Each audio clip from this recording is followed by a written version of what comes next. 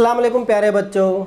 Brown Mumbai महानगर पालिका शिक्षण विभाग MCGM ऑनलाइन वर्चुअल क्लास में आप सभी का इस्तकबाल है, स्वागत है। मैं हूं आपका मौल्लिम शम्स तबरेज़। चलिए करते हैं लेसन की शुरुआत।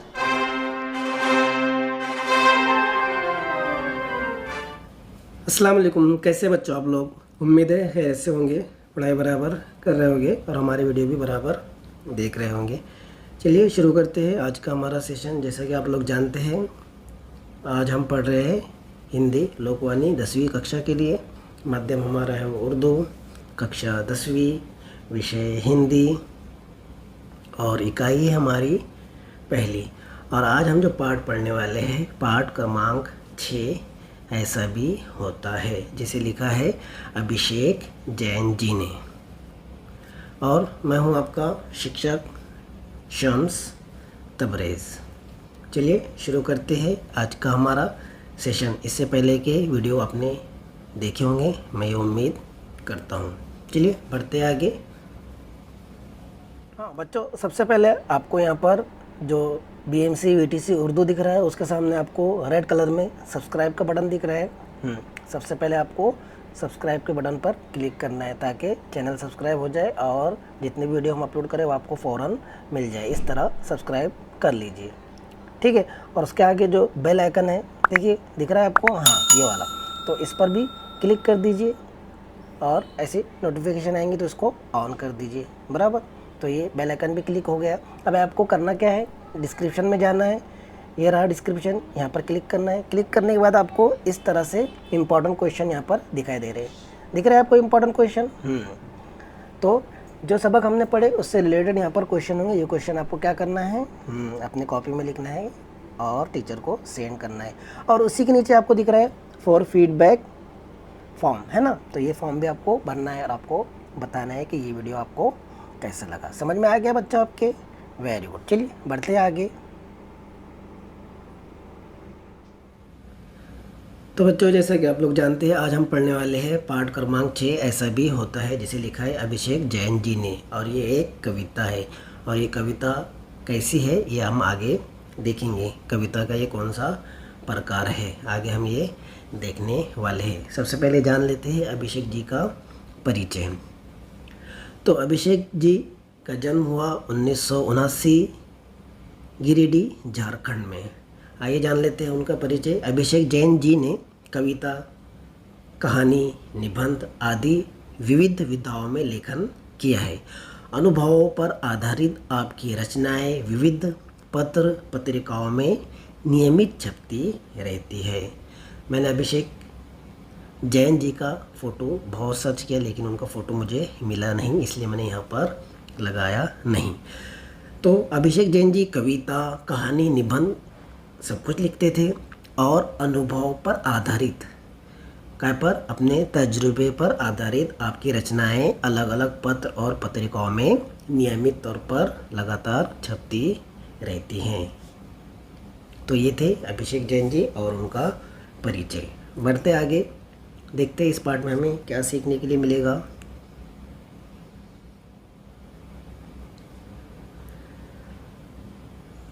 हाइकू, क्या हाइकू मूलतः जापान की लोकप्रिय विधा है। हाइकू, इसे विश्व की सबसे छोटी कविता कहा जाता है। पूरी दुनिया की सबसे छोटी कविता। 5वें दशक से हिंदी साहित्य ने खुले मन से हाइकू को स्वीकार किया है। यानी हाइकू को स्वीकार किया है, मतलब इसका मतलब ये है कि यहाँ पर भी इस तरह की कविता बोली जाने लगी, कही जाने लगी, लिखी जाने लगी। हाइकू कविता 5+7+5 = 17 वर्ण के ढांचे में लिखी जाती है। इसका जो ढांचा होता है 17 शब्दों का होता है। वर्ण मतलब शब्द। पहली लाइन में 5 शब्द होते हैं, दूसरी लाइन में 7 शब्द होते हैं और तीसरी लाइन में 5 शब्द होते हैं। इस तरह इसका ढांचा होता है। टोटल 17 वर्ण, 17 शब्द होते हैं। आइए देखते हैं शब्द। देखिए यहाँ पर, गरजे मेघ, सहमकर कापी कच्ची दीवार। तो जान लेते हैं, पहले लाइन में हमें 5 वर्ण मिलेंगे, जैसे ग, र ज म घ, ये हो गए 5। ग र ज म घ, 5 हो गए। उसके बाद दूसरी लाइन में 7 है। त स ह म क र क प, ये हो गए 7, हुए 7 बराबर। और उसके बाद है क छ दी व र, यहाँ पर हो गए 5। तो 5 जमा 7 जमा 5 बराबर 17। इस तरह के ढांचे में होती है हाइकू। पहली लाइन में 5 वर्ण, दूसरी लाइन में 7 वर्ण और तीसरी लाइन में 5 वर्ण। इस तरह 17 वर्ण 17 शब्द होते हैं ये पूरी कविता में। ये एक पूरी कविता है 3 लाइन की 17 शब्दों की। समझ में आया आपके हाइकू? Very good. तो 5 जमा 7 जमा 5 बराबर 17 वर्ण के ढांचे में लिखी जाती है, जैसा कि अभी हमने देखे। प्रस्तुत विभिन्न हाइकुओं के माध्यम से, यहाँ पर बहुत सारे हाइकू हमें मिलेंगे, सिर्फ एक 3 लाइन की कविता नहीं है, बहुत सारे हाइकू यहाँ पर, बहुत सारी कविताएं यहाँ पर है इस एक कविता में। तो प्रस्तुत विभिन्न हाइकू के माध्यम से कवि ने गरीबी, थकान, वृक्ष के कटने के दुष्परिणाम, अनावश्यक अहंक, वृद्धाश्रम के दर्द, संस्कारों के अभाव आदि विविध विषयों पर प्रकाश डाला है। अलग अलग विषयों पर, अलग अलग सब्जेक्ट पर आपने रोशनी डाली है अभिषेक जैन जी ने, जैसे गरीबी, थकान, वृक्षों के कटने की दुष्परिणाम, अनावश्यक अहंकार, वृद्धाश्रम के दर्द वगैरह। चलिए चलते हैं अब हम सीधा हमारी कविता की तरफ।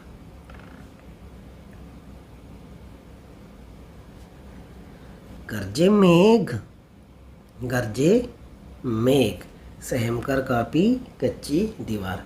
यहाँ पे हमें इसका शब्दार्थ तो समझ में आ रहा है कि बादल गरजते हैं और सहम कर कच्ची दीवार कांपती है। क्या यही कहना जा रहे हैं अभिषेक जैन जी? जी हाँ, इसका शब्दार्थ तो यही है, लेकिन इसके पीछे का जो मतलब है अभिषेक जैन जी जो कहना चाह रहे हैं वो गरीबी है और अमीरी है, ताकतवर है और कमज़ोर है, उसके बारे में यहाँ पर अभिषेक जैन जी कहना चाह रहे हैं कि जो अमीर है वो गरीबों पर क्या करते हैं, जुल्म करते हैं। जुल्म करते हैं मतलब जो अमीर है अमीर होते जा रहे हैं, गरीब है वो गरीब ही रह रहे, गरीबों को एक टाइम का खाना नसीब नहीं होता और अमीर बड़ी बड़ी आलीशान होटलों में खाना खाते हैं, पैदल चलते हैं गरीब लोग और बड़ी बड़ी कारों में घूमते हैं। अमीर लोग अपने बच्चों को शिक्षा अच्छी स्कूलों में देते हैं, ये देश से बाहर भेजते हैं, और गरीबों के बच्चों को बेचारों को शिक्षा ही नहीं मिलती, उनको एक टाइम का खाना नसीब नहीं होता, कपड़े नहीं होते। लेकिन अमीर जो है बड़े ठन बन कर, बड़े सूट बूट पहन कर चलते हैं। तो ये अंतर बता रहे हैं अभिषेक जैन। और जो ताकतवर होता है वो कमज़ोरों को दबाता है, कुचलता है, तो ऐसा नहीं होना चाहिए, यही कह रहे हैं यहाँ पर अभिषेक जैन जी। गरजे मेघ, सहम कर कापी कच्ची दीवार, ऐसा भी होता है। हमारे पाठ का नाम ही वही है, ऐसा भी होता है दुनिया में। समझ में आ रहा है आपके? ओके, चलिए बढ़ते हैं आगे। अभी देखिए यहाँ पर अभिषेक जैन जी हाइकू की मदद से, माध्यम से क्या कहना चाह रहे हैं। रवि चढ़ाए निर्मल किरणों से धरा को अर्ध है। रवि चढ़ाए निर्मल किरणों से धरा को अर्ध है। इसका मतलब क्या है? इसका मतलब ये है, रवि मतलब सूरज, चढ़ाए निर्मल किरणों से धरा, धरा मतलब धरती, और अर्ध है मतलब उसको नहलाना। रवि चढ़ाए निर्मल किरणों से धरा को अर्ध है। इसका मतलब ये है कि हमें भी क्या होना चाहिए, सूरज की तरह बनना चाहिए। सूरज क्या करता है, किसी में भेदभाव नहीं करता है, वो सबको रोशनी देता है और सबको रोशनी बांटता है, और नियमित तौर पर सुबह निकलता है और शाम में डूब जाता है। इस तरह हमें सूरज से भी सीखना चाहिए कि किस तरह वो नियम का पाबंदी करता है, किस तरह सुबह निकलता है और डूब जाता है, वक्त की वो पाबंदी करता है। तो हमें ये सीखना चाहिए किस तरह वो वक्त की पाबंदी करता है, हमें ये उससे सीखना चाहिए। और वो अपनी रोशनी बांटता रहता है, जो उसके पास है वो बांटता रहता है। हमारे पास है जो वो बांटिए, जो इल्म है वो बांटिए। जहाँ पर हम मदद कर सकते हैं वहाँ पर मदद कीजिए, यही कहना चाह रहे हैं यहाँ पर अभिषेक जैन जी। रवि चढ़ाए निर्मल किरणों से धरा को अर्ध है। चलिए बढ़ते हैं आगे।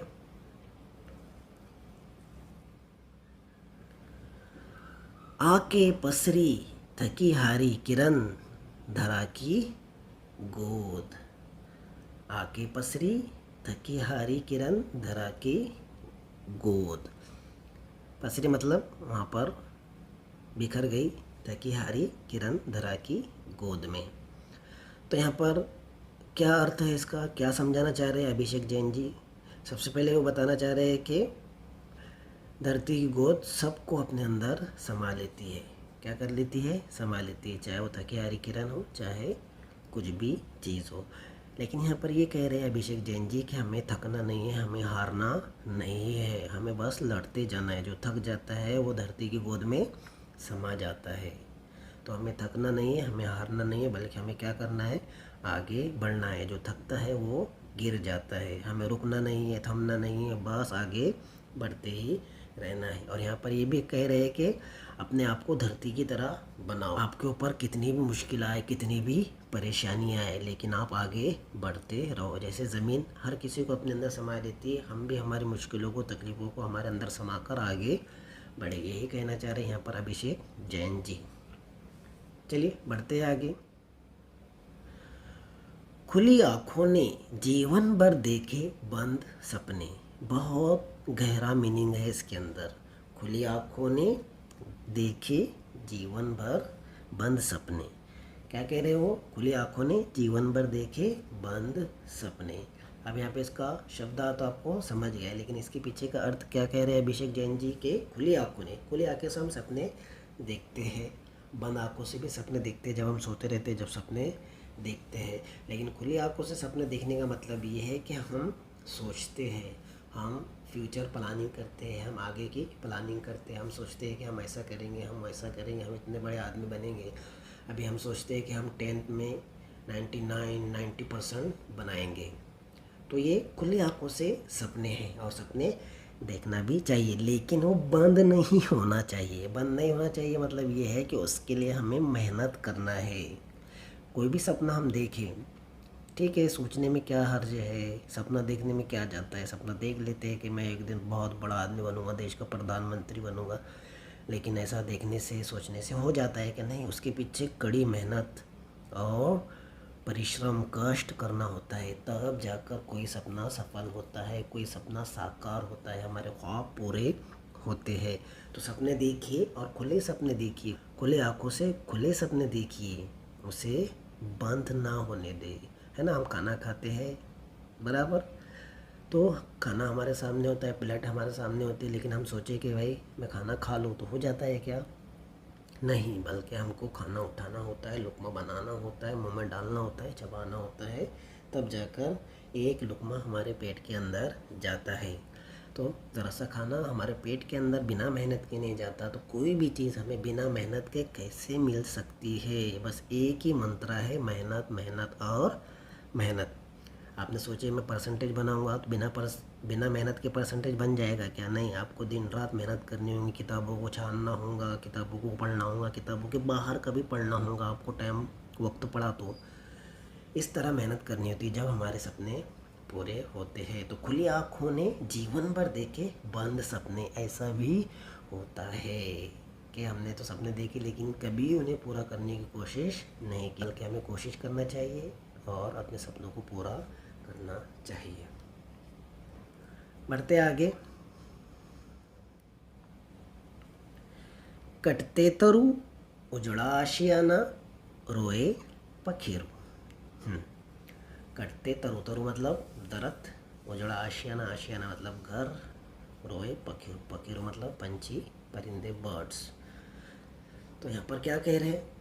कटते तरु, जो झाड़ कट रहे हैं। अभी दरख्त हमारे लिए बहुत इम्पोर्टेंट है, आप लोगों को तो पता है, आप लोग बचपन से सुनते आ रहे हैं कि दरख्त हमारे लिए बहुत ज़रूरी है, लेकिन फिर भी क्या हो रही है? उनकी कटाई हो ही रही है। दरख्त हमारे बहुत काम आते हैं, है ना, लेकिन सबसे इम्पोर्टेंट काम क्या है उसका, दरख्त का, कि वो हमें ऑक्सीजन देता है और कार्बन डाइऑक्साइड जज़्ब करता है। यह आपने पढ़ा होगा और बहुत बार पढ़ा होगा, लेकिन फिर भी क्या हो रहा है? दरख्तों की कटाई हो रही है। अब दरख्त की कटाई हो रही है तो उससे तो इंसानों को नुकसान हो ही रहा है, लेकिन साथ ही साथ पंछियों का भी नुकसान हो रहा है। क्या कर रहे हैं पंछी? रो रहे हैं, क्योंकि उनको दरख्त क्या हो रहा है, उनका आशियाना क्या हो रहा है, उजड़ जा रहा है। एक जगह वो घर बनाते हैं, हम पेड़ काट लेते हैं, फिर दूसरी जगह वो बनाते हैं, फिर पेड़ काट देते हैं हम लोग। तो क्या हो रहा है, पंछी एक जगह से दूसरी जगह, दूसरी जगह से तीसरी जगह ऐसे भटक रहे हैं, और इसीलिए पंछी परिंदे लगातार कम होते जा रहे हैं। बराबर ना? पहले इतने परिंदे होते थे, इतनी चिड़िया होती थी, इतने पंछी होते थे, लेकिन आजकल हमें दिखाई नहीं देते, सिर्फ कौवे और कबूतर दिखाई देते हैं। बराबर ना? तो यहाँ पर वही कह रहे हैं कि ऐसा भी होता है, लोग दरख्त काट रहे हैं, परिंदों के आशियाने उजड़ रहे हैं और परिंदे रो रहे हैं।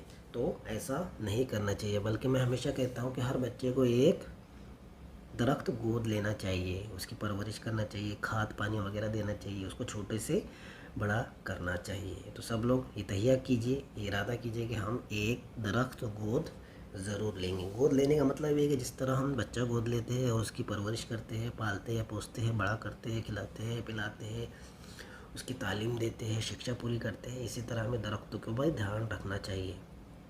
खाद पानी से लेकर उसको कोई जानवर खाए ना जब वो बढ़ रहा हो, इस तरह उसका ध्यान रखना चाहिए। तो अभिषेक जैन जी यही कह रहे, कट्टे तरु उजड़ा आशियाना रोए पखेरु, ऐसा भी होता है। चलिए बढ़ते हैं आगे।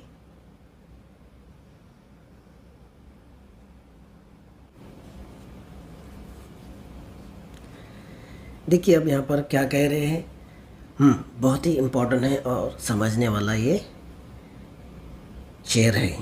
बच्चे पतंग, माँ बाप थामे डोर, छूते गगन। अभी यहाँ पर बच्चे जो है वो पतंग की तरह है। किसकी तरह है? पतंग की तरह है। और यहाँ पर डोर है और एक दरख्त से बंधी हुई, जो दरख्त जो है वो माँ बाप है। आप पतंग हैं और जो डोर है वो माँ बाप के हाथ में है। माँ बाप के हाथ में ये डोर है, इसीलिए क्या कर रहे हैं बच्चे? गगन छू रहे हैं।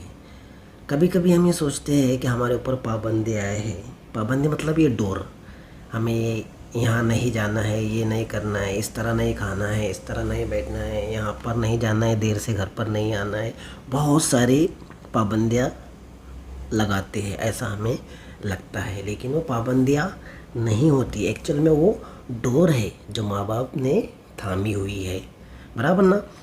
और जब तक माँ बाप के हाथ में डोर है तब तक आप आकाश में उड़ते रहेंगे और गगन को छूते रहेंगे और कामयाबी की सीढ़ियाँ चलते जाएंगे और कामयाबी की तरफ बढ़ते ही जाएंगे। जब आपने ये सोचा कि ये डोर जो है डोर नहीं है बल्कि ये हमारे पर पाबंदियाँ है, तब आप मुश्किल में पड़ सकते हैं। और अगर ये डोर कट गई, क्या हो गई? कट गई, माँ बाप ने आपकी डोर छोड़ दिए, ये डोर कट गई, तो आपको पता है कि कटी पतंग कहाँ पर जाके गिरती है? उसका कोई अंदाज़ा नहीं होता है कि कटी पतंग कहाँ पर जाकर गिरेंगी। तो इसी तरह आपका भविष्य किस साइड में जाएगा, किस सिमत में जाएगा, ये आप तय नहीं कर सकते। आप अच्छे आदमी बनेंगे, बुरे आदमी बनेंगे, अच्छे शहरी बनेंगे, नहीं बनेंगे, आप कामयाब होंगे, नहीं होंगे, बता नहीं सकते। बराबर ना? तो ये डोर जो है डोर है माँ बाप के हाथ में, ये पाबंदियाँ नहीं हैं। इस बात को हमें समझना है। जब पतंग कटती है तो कहीं पर भी जाके गिर सकती है, और उसके धागे के साथ क्या होता है आपको बताने की ज़रूरत नहीं है। उसका धागा सब मिलकर क्या कर लेते हैं? लूट लेते हैं। तो पतंग माँ बाप के हाथ में, पतंग की जो डोर है वो माँ बाप के हाथ में ही रहने दीजिए। जो आप पर वो बोल रहे हैं, जो पाबंदी आप पर लगा रहे हैं, वो आपके लिए ही है, आपके कामयाबी के लिए ही है। बराबर ना? तो यही कह रहे हैं अभिषेक जैन जी, बच्चे पतंग, माँ बाप थामे डोर, छूते गगन। डोर कटी, आपका गगन आपसे छीन लिया जाएगा। चलिए बढ़ते हैं आगे। समझ में आ रहा है ना आपके? वेरी गुड, बढ़ते हैं आगे। क्या कह रहे हैं अभिषेक जैन जी? तन माटी का फिर कैसा गुमान, कद काठी का। आपका क्या है? तन माटी का, तन माटी का, फिर कैसा गुमान, कद काठी का। बराबर ना? हमारे पास बॉडी है तो हमारे अंदर गुमान आ जाता है। हमारे अंदर खूबसूरती है तो हमारे अंदर गुमान आ जाता है, घमंड आ जाता है, गुरूर आ जाता है। नहीं, बल्कि गुरूर और घमंड हमारे अंदर बिल्कुल नहीं होना चाहिए। आप बॉडी बनाइए, आप खूबसूरत दिखिए, कोई दिक्कत नहीं है, लेकिन आपको उस चीज़ पर घमंड और गुरूर बिल्कुल भी नहीं होना चाहिए। जहाँ पर गुरूर और घमंड आ गया वहाँ पर मामला ख़त्म हो गया। जैसा कि आप लोग जानते हैं, कोई भी दुनिया में परमानेंट नहीं है ना। आज हम हैं, बच्चे हैं, फिर बड़े होंगे, जवान होंगे और फिर बुढ़ापा आएगा। तो जो जवानी हमारे अंदर है, जो खूबसूरती हमारे अंदर है, जो बॉडी हमने बनाई है, बॉडी बिल्डर है हम, जो हमने बनाई है, वो वक्त के साथ क्या हो जाती है, ढल जाती है। बॉडी ढीली हो जाती है, खूबसूरती उतर जाती है और फिर कहाँ जाना होता है हमें, मिट्टी में। हम मिट्टी से बने हैं और मिट्टी में ही जाना है। तो फिर कैसा गुमान कद काठी का, खूबसूरती का, है ना। बड़े बड़े सूरमा आए इस दुनिया में और सब वापस चले गए। कोई भी यहाँ पे रहने के लिए नहीं आया। तो आप खूबसूरत रहिए, बॉडी भी बनाइए, लेकिन गुरूर और घमंड को अपने पास मत आने दीजिए। ये आपको तबाह व बर्बाद कर सकता है। तो यही कह रहे हैं अभिषेक जैन जी के ऐसा भी होता है तन माटी का, फिर कैसा गुमान कद काठी का। चलिए बढ़ते आगे। उड़ा पखेरू देखता रह गया ठग सा तरू। बहुत अच्छी बात है यहाँ पर। उड़ा पखेरू देखता रह गया ठग सा तरू।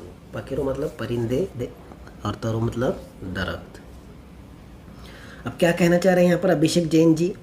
बच्चे बड़े हो जाते हैं, माँ बाप उनको पढ़ाते हैं, लिखाते हैं, उनका पूरा खर्चा उठाते हैं, उनको इस काबिल बनाते हैं कि वो कामयाब हो जाए, अपने पैरों पे खड़े रहे, पैसा कमाना शुरू कर दे, कुछ जॉब लग जाए, कुछ बिजनेस शुरू हो जाए। इस तरह माँ बाप अपने बच्चों की मेहनत करते हैं और फिर बच्चे क्या करते हैं, माँ बाप को छोड़ देते हैं और उड़ के चले जाते हैं। वही बता रहे हैं यहाँ पर अभिषेक जैन जी के उड़ा पखेरू देखता रहेगा ठग सा तरू। तो यहाँ पर जो दरख्त आपको दिखाई दे रहा है ये माँ बाप है और जो परिंदे उड़ रहे हैं वो है उनके बच्चे, हैं ना। उनको कामयाब करते बनाते तो फिर क्या करते हैं बच्चे, माँ बाप को इंडिया में छोड़कर विदेश चले जाते हैं, अमेरिका चले जाते हैं। फिर माँ बाप उनको देखने को तरसते हैं। फिर माँ बाप भी सोचते हैं मैंने इसको इतना क्यों पढ़ा दिया, बराबर ना। बल्कि क्या करना चाहिए हमें, हमारे माँ बाप का ध्यान ख्याल रखना चाहिए। जब तक वो ज़िंदा है, जब तक वो हयात है, हमें उनकी कदर करनी चाहिए, उनकी इज़्ज़त करनी चाहिए और उनकी खिदमत करनी चाहिए। उन्हें ऐसा महसूस नहीं होना चाहिए कि वो ठग गए हैं, ठगा सा तरू, बराबर ना। इस तरह उन्हें नहीं लगना चाहिए, बराबर ना।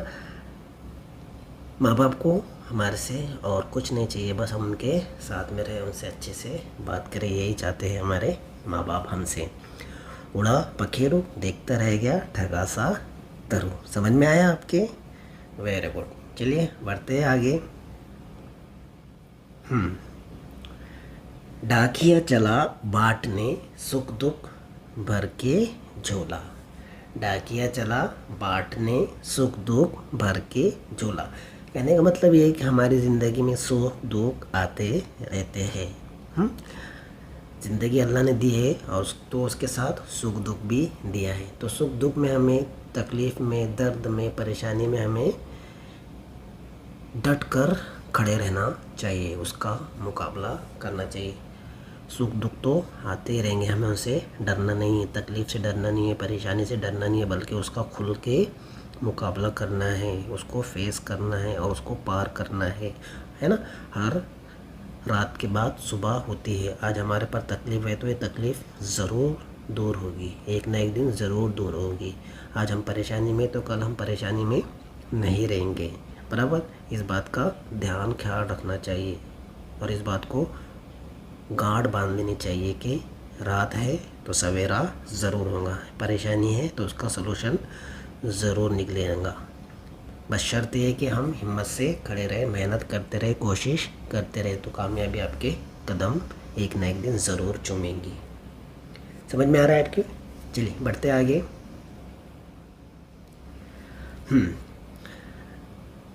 मैया की आई वृद्धाश्रम से चिट्ठी, कैसे हो बेटा। ये 3 लाइन बहुत इम्पोर्टेंट है। मैया की आई, माया की आई, मैया की आई वृद्धाश्रम से चिट्ठी, कैसे हो बेटा। वृद्धाश्रम तो आपको पता ही है, ओल्ड एज होम जिसे कहते हैं। जो बच्चे पढ़ लिख लेते हैं, बड़े हो जाते हैं और उनके पास अपने माँ बाप के लिए टाइम नहीं रहता है, वो अपने माँ बाप को अपने घर में नहीं रखना चाहते हैं, क्योंकि माँ बाप क्या हो जाते हैं, बूढ़े हो जाते हैं, तो वो उनको वृद्धाश्रम भेज देते हैं, है ना। माँ बाप ने उनको पढ़ा है, लिखा है, बड़ा किया और इस काबिल बनाया कि वो अपने पैरों पे खड़े रह सके, कुछ पैसा कमा सके। जब वो अपने पैरों पे खड़े हो गए, कुछ कमाना शुरू कर दिया, तो माँ बाप को वृद्धाश्रम में भेज दिया। ऐसा बहुत होता है। क्या कहते हैं आप लोग? माँ बाप ने आपको पढ़ाया और आप ही ने उनको वृद्धाश्रम भेज दिया। क्या ये सही है? बिल्कुल भी सही नहीं है, एकदम गलत बात है। हमें हमारे माँ बाप की इज़्ज़त करनी चाहिए, कदर करनी चाहिए, और जब तक वो ज़िंदा है उनकी खिदमत करनी चाहिए, अपने पास रख कर ही। तो यहाँ पर कह रहे हैं मैया की आई चिट्ठी। अब बेटे ने तो उनको वृद्धाश्रम छोड़ दिया है, माँ को कहाँ छोड़ दिया है? वृद्धाश्रम छोड़ दिया है कि भाई मैं तुझे नहीं संभाल सकता, तू वृद्धाश्रम में रहे, तो मेरे घर में नहीं रह सकती। लेकिन माँ तो माँ है, वहाँ से भी वो चिट्ठी लिख रही है और पूछ रही है कैसे हो बेटा। माँ की ममता ऐसे ही होती है, बराबर ना। माँ अपने बच्चों के लिए कुछ भी कर सकती है, लेकिन बच्चे क्या कर रहे हैं? ओल्ड एज होम में, वृद्धाश्रम में उनको भेज रहे हैं। ये बिल्कुल गलत बात है। मैं तो सोचता हूँ वृद्धाश्रम बनना ही नहीं चाहिए, लेकिन मजबूरी भी है, क्या कर सकते हैं उसको। तो यहाँ पर वही कह रहे मैया की आई वृद्धाश्रम से चिट्ठी, कैसे हो बेटा। जहाँ तक हो सके हम हमारे माँ बाप की इज़्ज़त कीजिए, कदर कीजिए और उनकी खिदमत कीजिए। इस टॉपिक पर बहुत कुछ है बोलने के लिए, लेकिन हमारे पास टाइम कम है। बढ़ते आगे।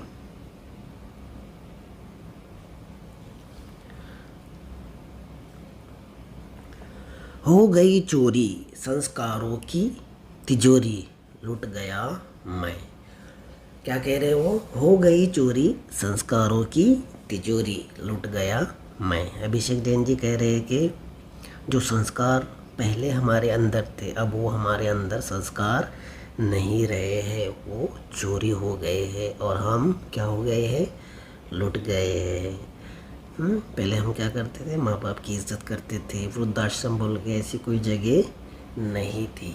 लेकिन आज क्या कर रहे हैं बच्चे? अपने माँ बाप को वृद्धाश्रम भेज रहे हैं, तो संस्कार कहाँ पे गए? हम हमारे माँ बाप से सही से बात नहीं करते हैं, तो संस्कार कहाँ गए? चोरी हो गए। हम दरख्त काट रहे हैं, कहाँ गए संस्कार? चोरी हो गए हैं, बराबर ना। हम गरीबों को सता रहे, परेशान कर रहे, कमज़ोरों को दुख दे रहे हैं, कहाँ गए संस्कार? चोरी हो गए हैं। हम उस्ताद की इज़्ज़त नहीं करते हैं, संस्कार चोरी हो गए हैं, बराबर ना। बड़ों की इज़्ज़त नहीं करते, छोटों पे शफ़क़त नहीं करते, माँ बाप की इज़्ज़त नहीं करते, बड़े भाई बहनों से सही से बात नहीं करते हैं, कपड़े सही ढंग से नहीं पहनते हैं, हम हमारा काम वक्त पर नहीं करते हैं। संस्कार चोरी हो गए हैं और हम लुट गए हैं। हमको ऐसा लग रहा है कि हम तरक्की कर रहे हैं, बल्कि हम तरक्की नहीं कर रहे, बल्कि हमारे संस्कार लुटते जा रहे हैं। तो वही कह रहे हैं यहाँ पर अभिषेक जैन जी, हो गई चोरी संस्कारों की तिजोरी, लुट गया मैं। क्या हो गया? लुट गया। समझ में आ रहा है आपके? तो बच्चों, मुझे उम्मीद है आज की ये कविता हाइकू जो थी जापान से आई हुई, ये आपको पसंद आई होगी और समझ में भी आई होगी। आज का वीडियो आपको अच्छा लगा होगा। बच्चों एक बात और, ये हमारे हिंदी की पुस्तक का पहली इकाई का आखिरी पार्ट है। इसके बाद जो 2 पार्ट है वो इस साल के लिए स्किप किए गए हैं। तो यहाँ पर हमारा पूरा पोर्शन ख़त्म होता है। हमारा दूसरी इकाई भी ख़त्म हो गई है और पहली इकाई भी हमने ख़त्म कर दिए हैं। इसी चैनल पर आपको तमाम वीडियो मिल जाएगी। तो मुझे उम्मीद है आज का भी ये वीडियो आपको पसंद आया होगा। अगर वीडियो पसंद आया तो वीडियो को लाइक कीजिए, शेयर कीजिए और चैनल को अभी तक सब्सक्राइब नहीं किया है तो चैनल को सब्सक्राइब कर लीजिए।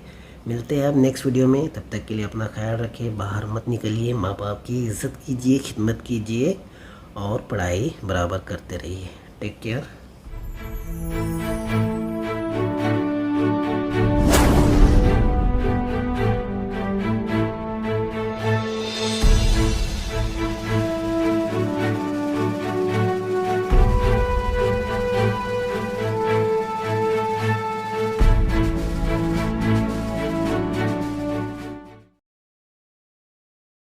तो बच्चों, मुझे उम्मीद है आपको आज का लेसन पसंद आया होगा। आज की वीडियो में बस इतना ही। मिलते हैं हम नेक्स्ट वीडियो में। तब तक के लिए अल्लाह हाफिज़।